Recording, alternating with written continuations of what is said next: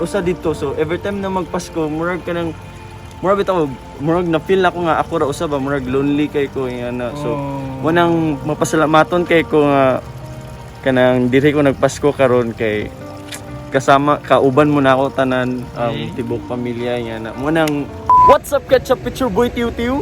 And I'm Japet, Yung, Jake, and welcome back to my channel. Yay!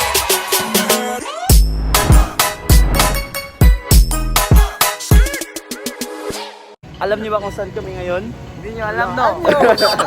Guys, andito kami ngayon sa Sagbayan. Bohol is celebrating Kasadya, Pasko sa Bohol 2020. At isa sa ng Kasadya ay yung Belen contest. So, andito tayo sa first stop natin sa Sagbayan, kung saan yung famous na Sagbayan Peak. Ito yung Belen nila. Masapit.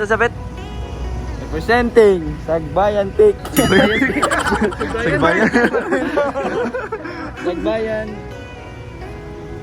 Sagbayan ano? Gloria Inn.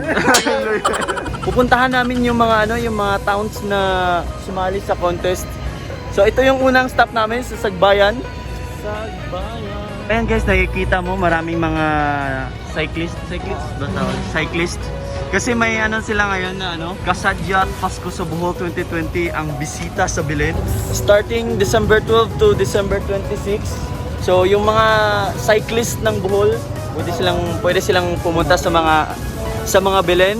Tapos alam niyo ba guys na may contest din. May competition din sa gagawa ka ng vlog or video. Kung grupo kayo ng mga cyclist, at least 2 to maximum of 10.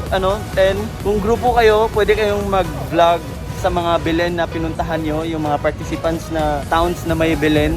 Tapos magawa kayo ng vlog. Kaya, Daddy Leo. alam mo na, Daddy Leo. Pwede ka sumali pa. Mag-vlog ka na din pa para manalo ka.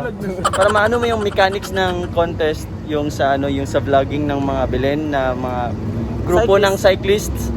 So, punta na lang just click yung link below. So, sa mga taga Bohol diyan, sali na kayo. So, ito po yung Belen ng Sagbayan. Wala pang lights kasi hapon pa. Wow, parang totoo. Parang totoo yung kambing nila. Totoo nga. Ano to? Ang tawag niyan ka ng i-preserve. Parang preserve.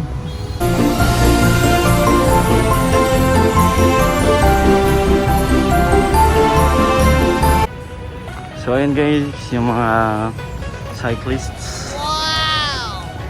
Magbibisikleta sila simula dito sa Sagbayan papuntang Clarin. So guys, we're here now at ba't naging Chinese yun? Andito kami ngayon sa Clarin. So ito pa yung next stop namin. So ito pa yung Belen nila. Mamaya na lang muna kasi may gagawin kami.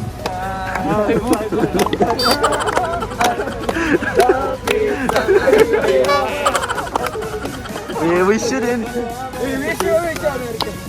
Kamu kasi sila kami na naimotag. Thank you. Ang babarat ninyo. Naalala ko dati guys, nung bata pa kami na pag nangangaruling ka, pagtapos naming mangaruling, sabay upo. Tapos ganoon, piso sa'yo, piso. Ilan yung 5 pesos dyan? Ganito, tapos ganoon. So, sada yan. May awayan pa no. Tapos minsan may awayan pa ba't mas malaki yun sa kanya? Kulang kasi ng piso. So, nakakamiss yung gano'n, no? Ito na po yung Belen nila ng Clarin.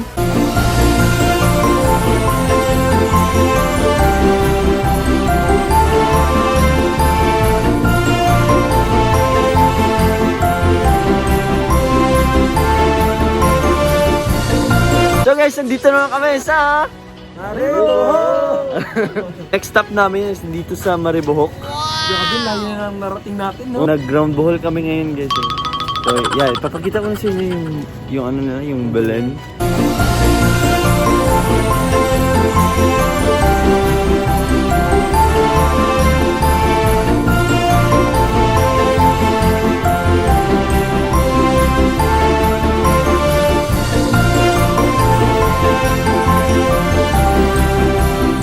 So guys, yung next stop namin, Town of Cortez.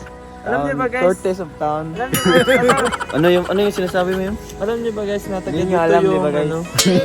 Taga dito Alam yung natin.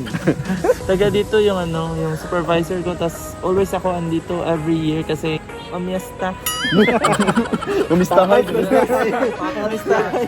Oh guys, kasi trivia lang guys, kasi alam nyo ba yung mga Buholano, pag fiesta, napaka-welcoming. Kahit na wala, nagse-celebrate pa rin kami ng fiesta, naghahanda pa rin para pasasalamat sa sa Parang mga ano din grace. guys. Huh? Parang nagsisave yung mga Bolano for fiesta. Oh, tapos bisag dili mo kaila, dili mo igunsa kay pasud gyapon no magpakaon yan na ba. Kanya na ka hospitable ang mga Bulanon. Oh, mo nang proud jud kay ko mga Bulanon ko. Proud Bulanon. So, ito pa yung bilhin nila.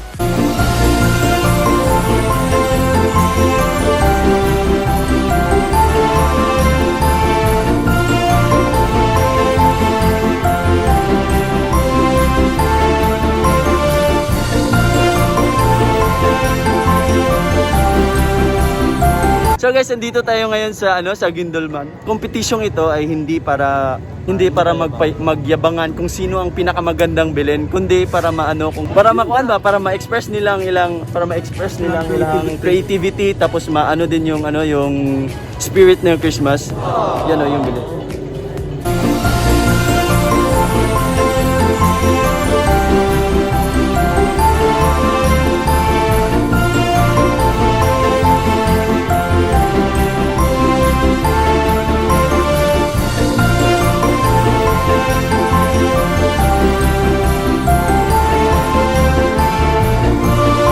Ang ganda parang next girlfriend ni Japet.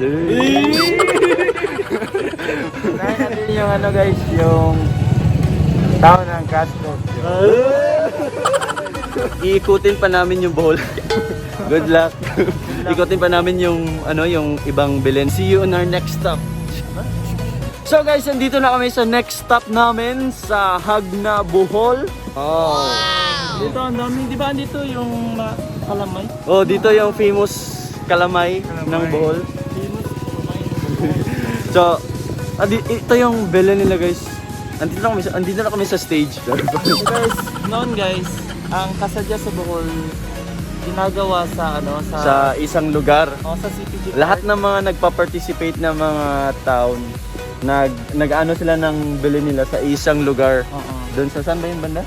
sa CPG Park. Sa CPG Park. Sa tapat lang ng office namin. Shout out to the Oh, tapos ngayon since pandemic, since pandemic guys, mo nang gikuan nila nga each town magkuan sila silang bilhin sa ilahang kuan lang, ilahang town kay para accessible sad sa mga tao.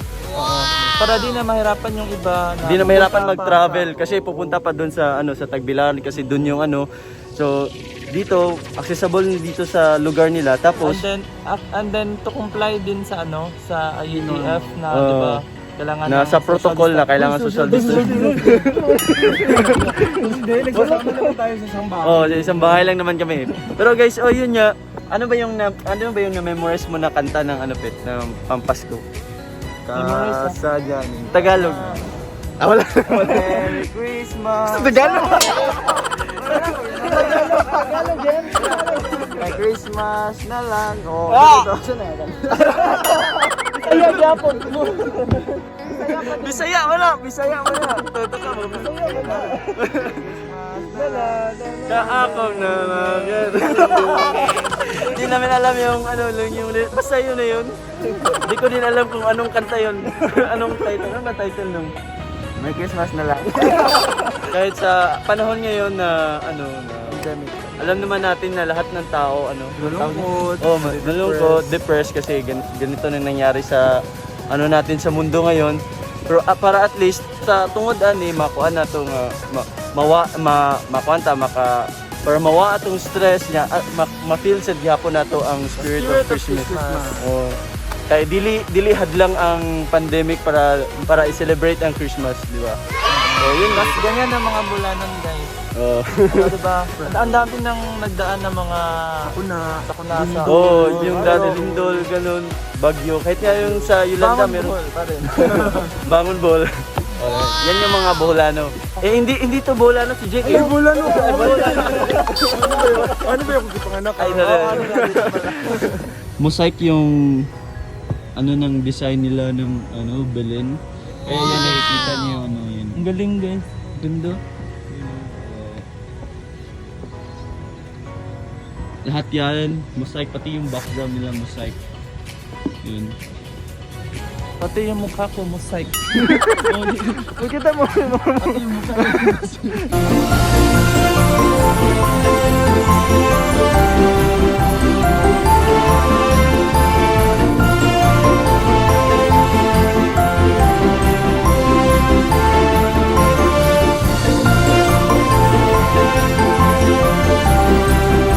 Andito na naman kami sa town of... Excited. Andito na naman kami sa town of... Ito pa yung nila, yung Belen nila. Ano din? Terracotta. Balita ko kaya gawa sa Made up of clay. oh. Ikaw yung, ano yung wish mo sa Christmas yun? I wish you a Merry Christmas. I wish you a I wish na magiging okay na lahat. Magiging okay na lahat. Yun lang, simple as that. Sige. Kay Bonso, ang wish mo sa sa Ang lahat ay okay na. amazing. Sige, ito kay Jake. Kakaiba. Pressure. Anong wish mo, Jake, for Christmas? Nakakaiyak yung wish ko. Para maiba, wish ko na sana maging okay na lahat. Amazing yung wish yung tatlo. Ikaw. Yung wish ko, na... Iiyak na yan. Ngayon.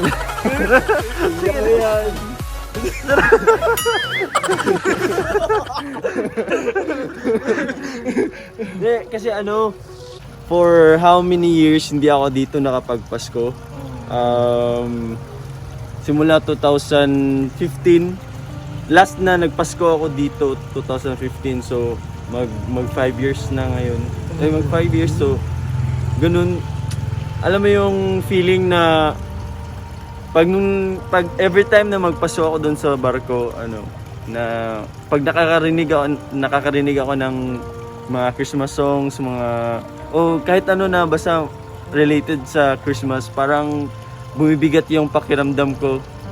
Kasi alam mo, kasi pag na kasi natin na pag Pasko, kumpleto talaga yung buong pamilya, ganun.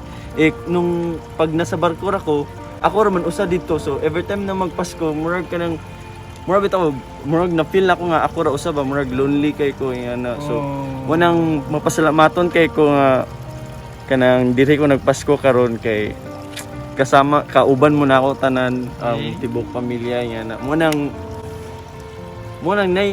akong nakuan karon nga nasad siguro reason nga nung nahitabo ni tanan, kay murag ipakuan sa atuang nga kanang cut na. Gusto mo na to. Ako sa akin yung hindi pala yun wish sa akin, parang nag-explain na ako. Nagdrama ka lang. Wala ka bang na-miss sa Pasko? Ha? I mean, na-miss na gagawin pag Pasko? Magbigay na Regalo. manghingi ng gifts. Manghingi ka ng gift. Anong gift mo sa akin, Tip? Ano yung gift mo sa akin? Gift mo sa akin? Ikaw yung mabigay sa akin. Yung gift ko sa inyo, yung presents ko. Nandito na ako ngayon. Oo, di ba? Gift niyo sa akin. Pagmamahal Yung acceptance ng presence mo. Walang hiya. Sige na.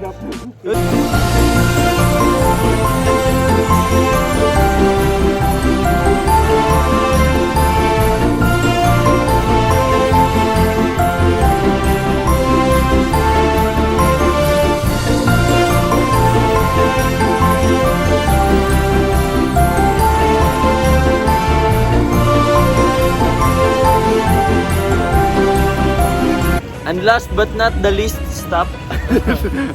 Kasi hindi lang ito yung yung kasali.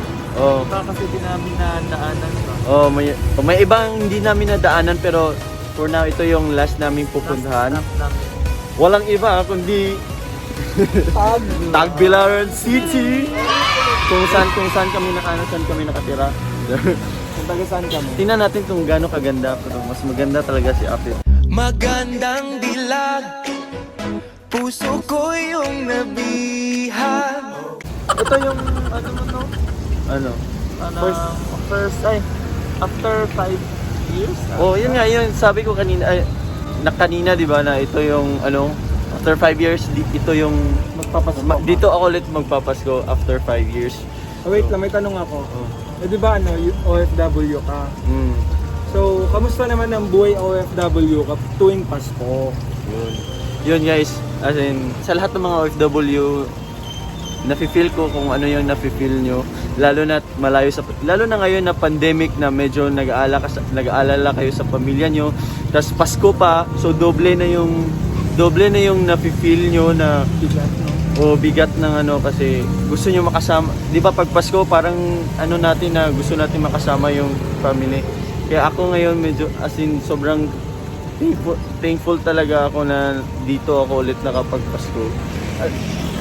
Kaya guys, yung mga OFW, be strong guys. Saka lagi kayong mag-pray. Ngayon na kasama ko na sila, parang di bali ng pandemic ngayon. Pero sobrang happy ko. Sobrang happy ko na kasama ulit sila. Alam mo kaya na-miss ka din namin eh. Diba ilang taon kaya wala ka sa namin na nagpasko kami. Parang, di ba kasi pag hindi kumpleto yung family mo last month, kayo ng Pasko ka, mag-celebrate na Pasko na hindi kumpleto. Alam nyo ba guys na nung pag Pasko hindi ako tumatawag sa kanila kasi parang masakit sa dibdib na parang ako na lang yung kulang yung ganun. So hindi ako tumatawag sa kanila. Nag-greet lang ako ganun. Kasi minsan din kasi pag Pasko sa barko walang internet so yun. Siguro may reason din lahat. And isa din itong reason na kailangan i-value natin yung family natin. Kasi hindi natin alam kung anong mangyari sa susunod, kung makakasama pa ba natin sila o ganun. Kaya yun yung guys kasi. Kaya hindi talaga biro maging OFW guys kasi malayo ka na sa pamilya mo tas yung marami ka pang iniisip kaya kung may pamilya kayo na OFW dapat maging thankful din kayo lalo na tumutulong din sa family nyo yung gano'n. Tapos lalo na nung hindi ako nakauwi kagad parang gusto kong umuwi pero hindi ako makauwi tapos kasi na-extend ako ng di ba? Kaya na buo yung sigang. Gusto kong umuwi pero hindi ako makauwi kasi lockdown ganun. So parang nakaset na yung feeling, parang nakaset na yung mo na makauwi ka pero hindi pala. Tapos hindi mo alam kung kailan yung uwi mo. So yung ganun, naiiyak na kami. Tigilan natin sa kalokohan. Kasi Pasko dapat happy tayo, di ba? So basta sobrang thankful ako na kasama ko sila ngayon, family ko. Hindi lahat privilege na makasama yung family nila. Lalo na sa pandemic. Kaya yun.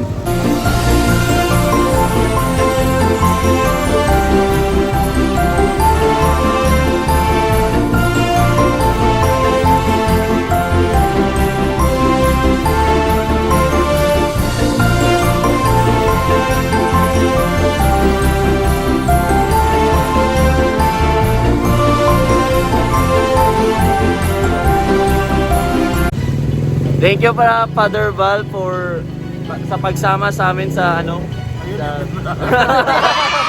Belen. Grabe, nalilito. Maraming salamat Father Val and Alfred.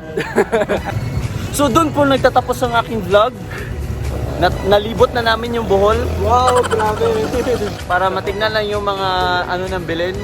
Kaya hanggang sa muli, paalam!